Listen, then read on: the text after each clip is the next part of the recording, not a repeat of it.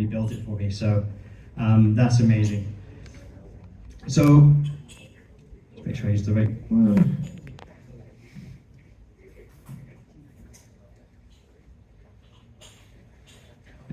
Yes, just not sure if it's slow or it's me. Okay.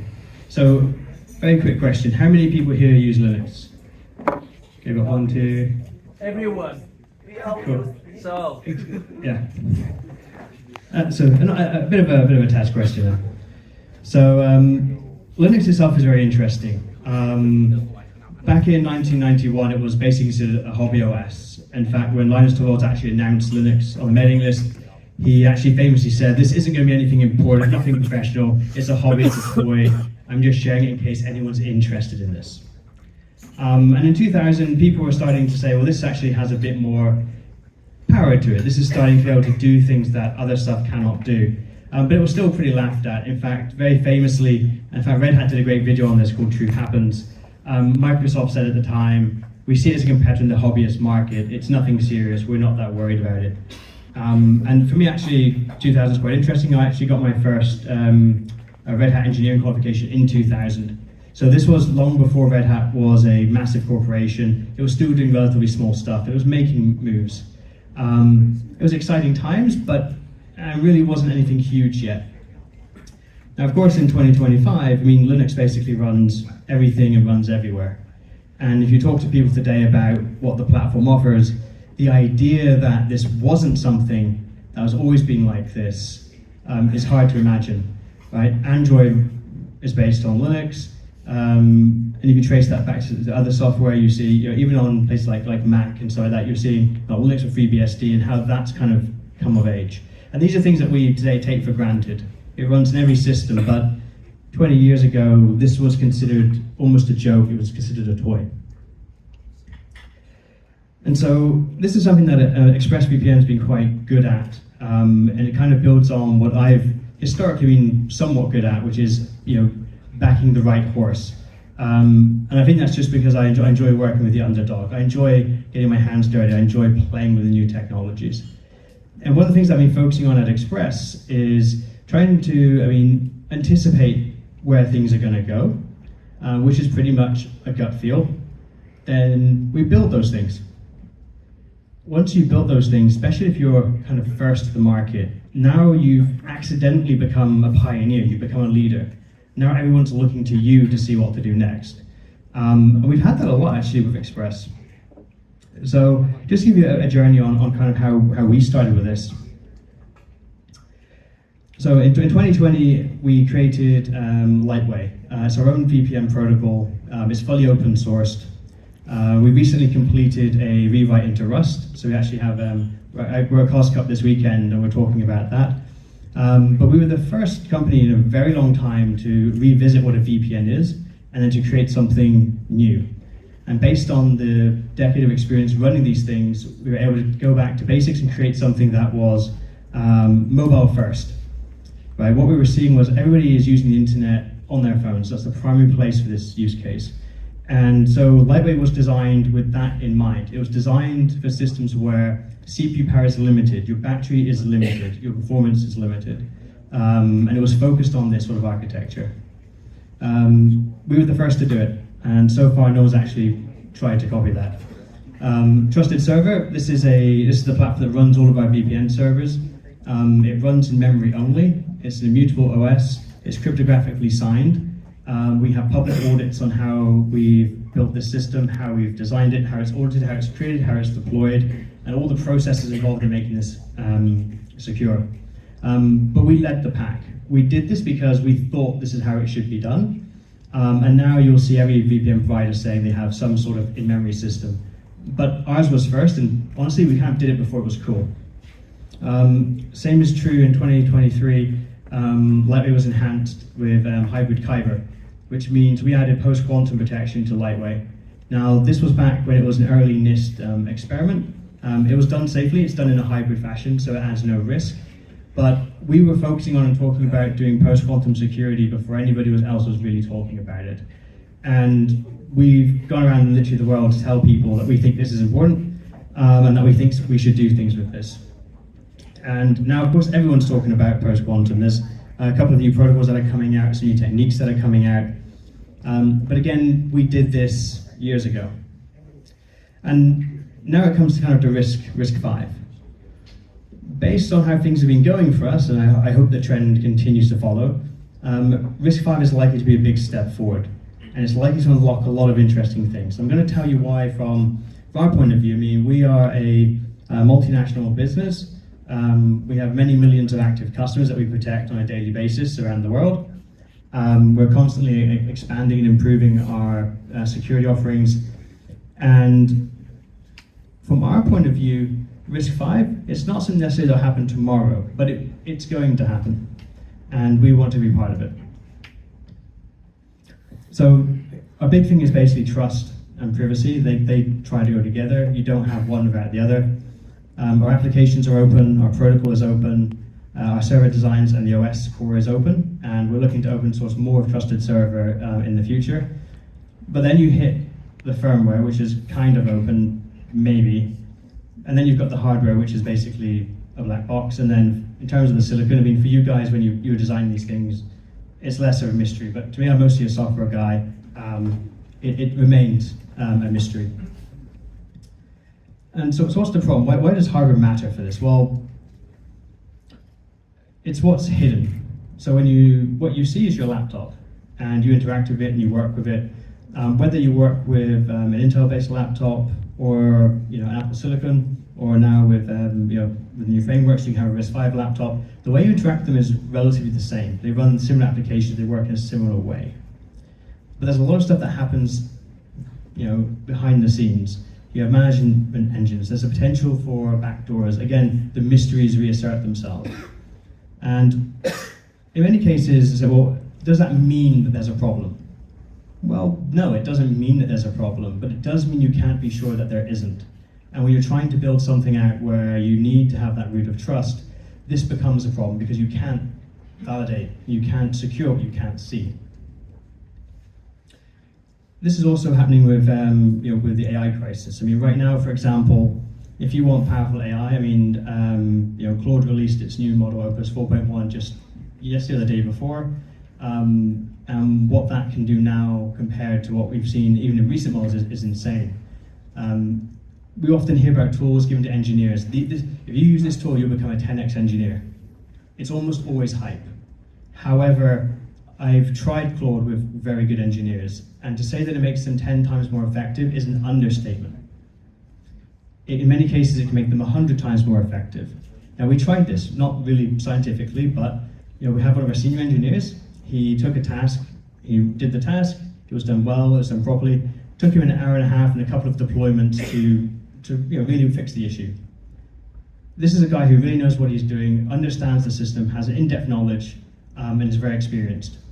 1.5 hours. Claude did it in under 7 minutes, and did it in a very high quality production grade way. This changes everything. The problem is though, if you want this powerful AI, it's going to be running on the cloud, which means it's running by big tech. You've got Claude, you've got OpenAI. Yes, you have other contenders like DeepSeek, you have open models, but if you want to do, take an hour and a half of work and make it into 7 minutes, you need something serious to do that. The open models aren't going to help you there. The problem is your privacy kind of goes in the bin. Yes, there are policies, but be very clear, these are policies. This is privacy by policy. It's private because we promise not to share it. Doesn't mean they can't. Doesn't mean the hardware won't. Right? So this is one of the problems. It's only safe because we've agreed for it to be safe. And humans and agreements tend to be malleable. Unlike math, which guarantees things, human language, not so much. So on one hand, we have door number one, right? We have powerful AI, changes the world, but with very limited privacy.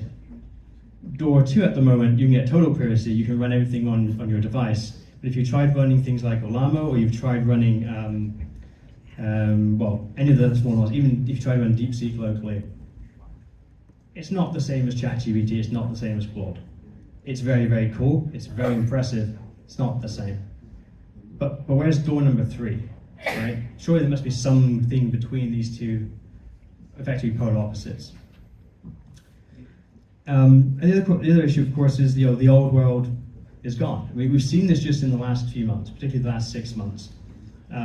Stable supply chains, they no longer exist. Neutral technology doesn't exist. Even in the old days, particularly when you were dealing with, say, for example, like the United States, there was always this understanding they were open for business. You always knew what you could get, and your contracts on would be fulfilled. You could rely on that. As we've seen in the last few months, that is no longer the case. These things are extremely dynamic. And that's not just an issue with the US. We have that all across the world. The dynamics are constantly changing. How do you build something stable, secure, and reliable when everything is effectively chaos around you? This also impacts the sort of progress you can make. You can't make predictable progress if you can't predict anything. In terms of open markets, again, not so much anymore. We're seeing protectionism around the world. We're seeing people restricting access to high-performance processors. We're seeing lots of artificial limitations being placed on us on what we can do. And this is a big problem. And again, it's effectively like this is our new reality. This is the world that we're kind of in today, in right now. 10 years ago, this was unthinkable. 5 years ago, this was unthinkable. Things change really fast. We're seeing very tight concentration. CPUs are mostly two companies. You have Intel and ARM, they're the two big ones. GPUs, again, you have AMD, you have NVIDIA, Intel kind of. Mobile chips, if you want a good one, you're pretty much looking at Qualcomm for now. That's 5 companies that control most of the high-level technology across the planet. Now, they're somewhat distributed, but you can only distribute 5 things so much. And by what country? Only one country. There's various countries. But as I said here, what could possibly go wrong with this great plan? One country. Rule the world. So, what's the solution? I mean, and it is emerging, and I think this is where I want to bring back the idea the RISC-V is happening now. Now, what we're looking at here is a lot of very interesting research stuff that's coming along. That's all stuff that I'm personally extremely interested in because that's the stuff I want in production 3, 4, 10 years from now. Like, I have a use case for this stuff right now. And if I had it, I would be deploying it. So yeah, again, just to give an idea of the momentum, well, again, you have deep computing, they're shipping production laptops already. Canonical is now, given Ubuntu full support. And Western Digital, if you go back far enough, I mean, they've delivered billions of cores effectively. Not massive high-powered CPUs, but this stuff is being used. And this is what's happening right now. And this is just with some relatively small, people working together. If you look at the momentum, it's growing exponentially. If you look at where we were 2 years ago on, say, RISC-V development boards, they were relatively hard to find. I mean, I own most of them. I have a thing for RISC-V. Now I can't keep up with it. Now there's new boards coming out almost every week. And if you look at, for example, the new Orange Pi, the RV2, the performance on that thing is very impressive. This is something you can build real stuff on. And just a bit slight history lesson, mostly because again, I'm one of the oldest in the room, I kind of lived through this. In 2000, IBM famously invested $1 billion into Linux. And at the time, that was considered a massive joke. Nobody could understand why they did this. By 2010, they're the enterprise leader. They work closely with Novell, they work closely with Red Hat in particular. They were effectively, and I know this because I used to work for Red Hat as a consultant, I spent most of my time in banks, finance, telcos, regulated industries. Linux was everywhere, and by far it was running on Red Hat in my experience. Well, mostly because I was at Red Hat, I admit. Hardware, IBM or Dell, and particularly for the big banks and the big industries, it was IBM. And so this was a big bet that kind of paid off for them. And again, they recently, a few years back, invested another $1 billion to try and take it to the next level. But those that waited, the ones that didn't jump on this new bandwagon, that didn't see the future coming, they don't exist anymore. I mean, I still know about, Compaq, I still know about DEC, I know about Sun. I don't know how many of you guys know about those companies, but they used to be effectively unstoppable. They were huge, they were massive. It was unimaginable that Sun would effectively cease to exist. But it did. So to give you an idea where you are today, even though it looks somewhat like there's much to go, this is likely the trajectory that we'll see, particularly for these sorts of disruptive technologies. Again, to tie this to like the post-quantum stuff that we did, in 2023 was a case of why Kyber. One of my presentations that I gave is why should we do post-quantum now? I talk about store now, decrypt later. In fact, I think 2 years ago I actually gave a talk here at HUST on that exact topic, that we need post-quantum protection now because we're already seeing companies storing data for the time that they can extract it. They're betting that quantum computing will exist because if they pull that off, they're going to become extremely rich with all the data that belongs to you, they're going to harvest from it. And so we started taking steps to protect against this. As of 2025, Lightway is fully protected. NIST announced in August, I think it was last year, the latest MLChem standard. We had it implemented in under a month. And we are still the only VPN provider that natively protects you post-quantum. Why? Because I'm pretty sure this thing is going to come back and bite us squarely in the ass in about 10 years from now. And I want to make sure that we're in a good position when that happens. I think the same is going to be true of RISC-V. Like right now, people are saying, well, why RISC-V? It's not guaranteed, there's no big signs it's going to be a huge thing. You know, Intel is still big, ARM is still big, all true. But we've seen this before, we've seen this play out before. And quite frankly, the people that start doing this now are going to have a massive advantage. Because when this kicks off, people will be looking for people that can work on this stuff. And the people that are out there right now, which is basically everyone here who's pioneering this, who's driving this, who's creating the chips, who's creating the technology and improving it, you will pretty much become the most sought after people on the planet. Because no one else will know how to build this stuff. So it's a huge, huge potential for you guys. So our approach at Express, learn and experiment, play around. Right? We don't have to build something perfect, doesn't have to go into production yet. Get familiar with it, see where the issues are. In fact, my colleague Ben over there is going to do a very brief sharing after I've done my talk on some of the exciting things that you can look forward to if you ever try and build stuff on RISC-V. It's got some challenges. Once we have that though, we're going to start building the privacy products with it. Now, to be fair, I've already started to do that. I have plans for this, and I'm looking to partner and to find the right people to actually build this and take this out into production. I think there's a huge potential for it. And ultimately in the future, full stack freedom. Right? With Express, we can give you freedom from the OS up, but nothing from the OS down. And that I need to fix. If I want to deploy this stuff in different communities, different countries, different requirements, imagine if I can go to a government or a country or a large industry and say, here is our tech stack, here are our chips.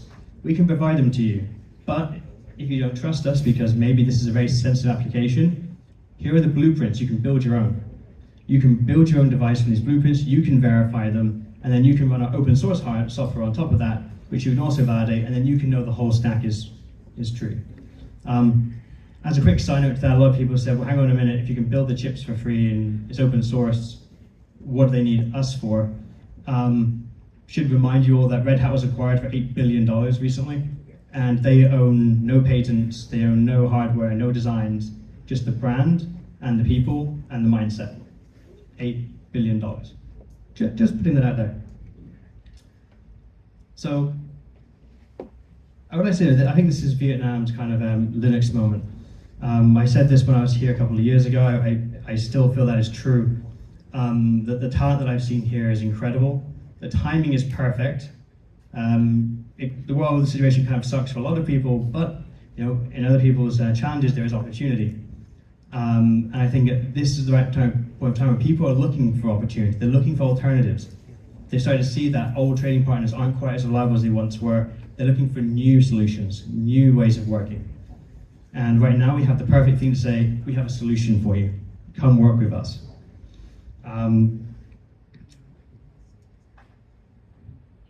So yeah, I mean, there's the stakes at play. Either we have things controlled by a few where there's no privacy or freedom, or we go open to all where it's verifiable and the platform's free. In the case here is free as in speech as opposed to beer, unfortunately. So the choice, are you going to be ready? Great quote from Seneca, for the willing, destiny guides them. For the unwilling, it drags them. In other words, this is happening whether you want it to or not. You can either be upfront and benefit from it and lead, or you can be like many other companies we speak, kind of dragged along, kicking and screaming, and wondering what has happened. Ultimately, it's a choice. So for me, it's not if open hardware wins, but when it happens. Right? I was there for the Linux stuff. I've been involved in open source my whole life. Like I said, I passed my exam when I was 17. I went straight to industry doing Linux. My whole career is built on open source. So I can speak from experience. I think this is going to be a very similar thing, but from the hardware side. And it's just waiting for people to pick it up and run with it. So let's build this together. And like I said, unfortunately, I was hoping I could spend a lot more time talking to everyone afterwards, but thanks to flight schedules and so on, that's not possible. But I will be back.